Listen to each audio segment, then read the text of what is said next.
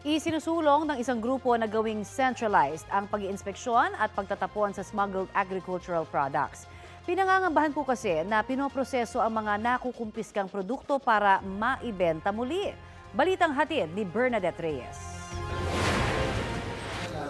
Masangsang na ng mabisto ang mga smuggled agricultural products na ito sa isang imbakan sa Navotas noong August 2023. Ang pangamba noon, hindi ito itinapon dahil kayang iproseso at i-repackage para maibenta sa merkado, ayon sa Department of Agriculture. Pinaiimbestigahan na yan ng kagawaran.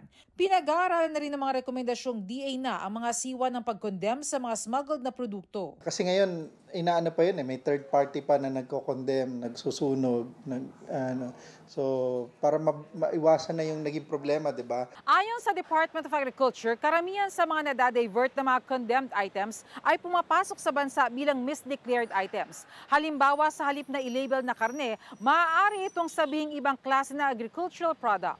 At karamihan sa mga ito, ginagamit bilang processed meat, na ayon sa Samaang Industriya ng Agrikultura o SINAG ay maaaring hindi naligtas kainin. Kung recycle ito, pwedeng mapulta sa market. And ito is dapat madalayan. Yung itsura, makikita naman natin na hindi na maganda for human consumption. Kaya isinusulong ng grupo ang makapagpatayo ng First Border Inspection Facility kung saan sentralisado ang pag-inspect at pag-condemn sa mga smuggled agricultural product. Sa ngayon kasi, sa iba't ibang lugar sila dinadala kaya mahirap i-monitor. Kailangan pag-usapan mabuti. Maraming implications kasi yun Kung pwede kasi na supervise lang ng DA kasi wala naman kaming facility or magtayo ng sariling facility. Sinusubukan pa ng GMA Integrated News na makuha ang panig ng Bureau of Customs ukol dito.